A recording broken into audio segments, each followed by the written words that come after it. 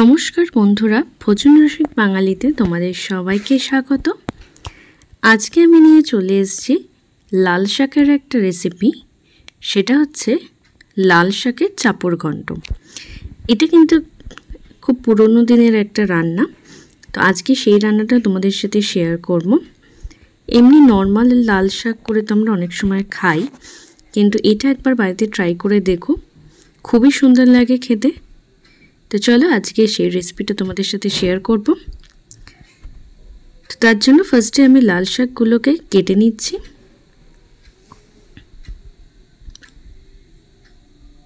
ছোট পিস করেই কেটে নেব।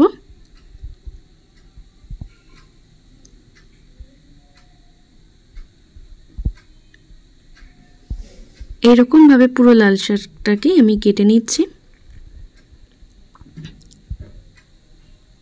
আর অবশ্যই ধুয়ে তারপরে কাটবে, কারণ শাকের মধ্যে প্রচুর ময়লা থাকে। ভালো করে বেছে ধুয়ে দেন আমি এটাকে কেটেছি।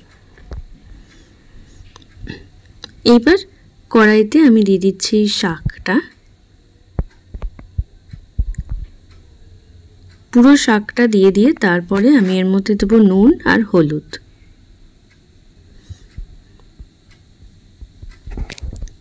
এবার এটাকে একটু সিদ্ধ হতে দেব।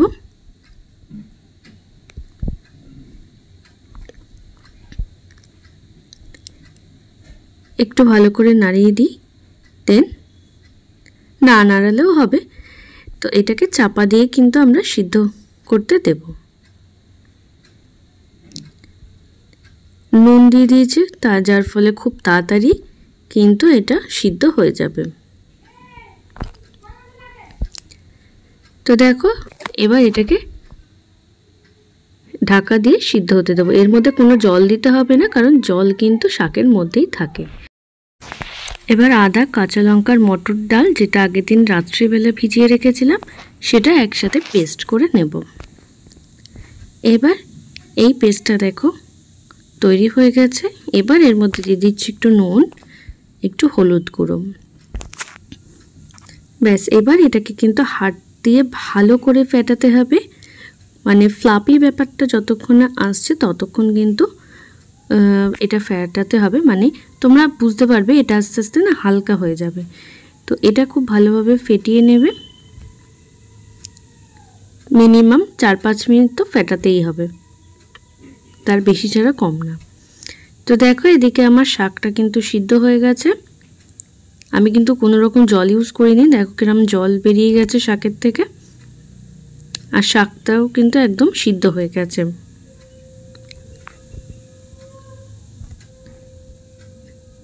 ব্যাস, শাকটা কিন্তু হয়ে গেছে। এবার আর একটা কড়াই নিয়ে নিচ্ছি, তার মধ্যে তেল দিয়ে এবার ওই পেস্টটা দিয়ে ভালো করে চেপে চেপে এটা কিন্তু ছড়িয়ে দিতে হবে। এটা এই যে চেপে চেপে প্রেস করে করে যে এটা করা হচ্ছে, সেই জন্য এটার নাম হচ্ছে চাপড় ঘন্ট। আর এই সময় হয় গ্যাসের ফ্লেম একদম লো রাখবে, মানে তেল গরম হওয়ার আগেই এটা করবে, আর না হলে কিন্তু এটা মানে গ্যাস অন করার আগে এটা করে নিতে পারো, দেন গ্যাসটা অন করবে। এই যে চেপে চেপে যেটা দিচ্ছি, সেইটার কারণে এটাকে নাম দিয়েছে চাপড় ঘন্ট। ব্যাস, ঢাকা দিয়ে এবার এটাকে রান্না হতে দেব। দেখো, এবার উল্টে পাল্টে এটাকে ভালো করে ভেজে নিতে হবে। এর ওই কাঁচা দিকটা কিন্তু ভালো করে ভেজে নেওয়ার পর আমরা এটাকে ছোট ছোট টুকরো করে কেটে নেব খুন্তির সাহায্যে। একদম মানে এরকম না যে কোনো একটা বুঝে কাটতে হবে যে ছোট ছোট পিস, সেরকম নয়। যেরকম ইচ্ছা পিস করে কিন্তু এগুলোকে ছোট ছোট করে কেটে নিতে হবে। এইরকমভাবে আমি কিন্তু এগুলোকে কেটে নিচ্ছি, আর বাকিটা আমি ওর মধ্যে বাটির মধ্যে তুলে নিয়ে কেটে নেব। তো এবার এর মধ্যে দিয়ে দিচ্ছি আলু। আলুটা হালকা ভাজা হলে দিয়ে দেবো বাদাম, মানে এমনি বাদাম, কোনো কাজু বাদাম নয়। তো এবার এর মধ্যে দিয়ে দিলাম দেখো বাদাম। এগুলো কিন্তু ভাজা বাদামই ছিল আমার কাছে, তোমরা চাইলে আগে একবার ভেজে নিতে পারো। তো দেখো, এবার এর মধ্যে দিয়ে আলুগুলো একটু ভাজা হয়ে গেলেই আমরা এর মধ্যে দিয়ে দিলাম একটু পোস্ত। আমি এই 1.5 টেবিল চামচের মতো পোস্ত ইউজ করেছি। তোমরা যেরকম শাকের পরিমাণ সেই অনুযায়ী ইউজ করবে। আর পোস্তটা কিন্তু খুব বেশি ভাজার দরকার নেই, কারণ পোস্ত তাহলে পুড়ে যেতে পারে। তো এবার ওই লাল শাকটাকে এই কড়াইয়ের মধ্যে আমি ট্রান্সফার করে নিচ্ছি।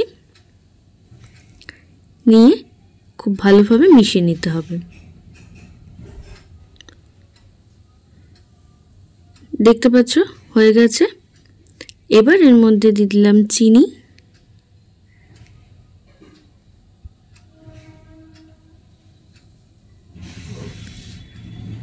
আর ওই যে হাত দিয়ে গুঁড়িয়ে রেখেছিলাম যে চাপড়গুলো, সেগুলো এবার আমি এর মধ্যে দিয়ে দিচ্ছি।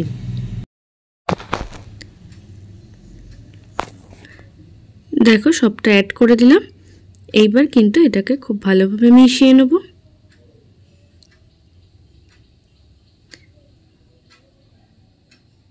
লাল শাকের মধ্যে এটা কিন্তু খুবই অন্যরকম খেতে লাগে। আমরা যেরকম লাল শাক ভাজা বা চচ্চড়ি খাই তার থেকে কিন্তু এটা অনেকটাই অন্যরকম টেস্ট লাগে।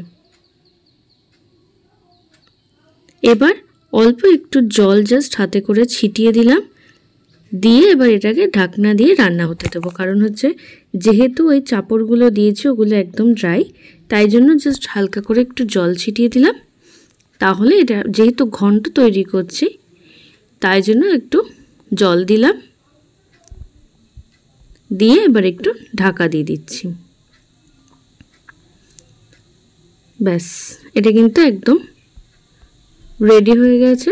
দেখো এটা জলটাও টেনে নিয়েছে, আর এটা কিন্তু বেশ একদম গায়ে গায়ে যে লেগে আছে সেরকম ব্যাপারও নয়। তো চলো, এটা কিন্তু একদম রেডি। এবার এটাকে সুন্দর করে আমরা সার্ভ করে নিই।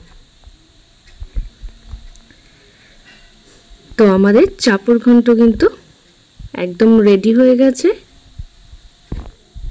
তোমাদের কেমন লাগলো এই রেসিপিটা কমেন্ট করতে ভুলো না।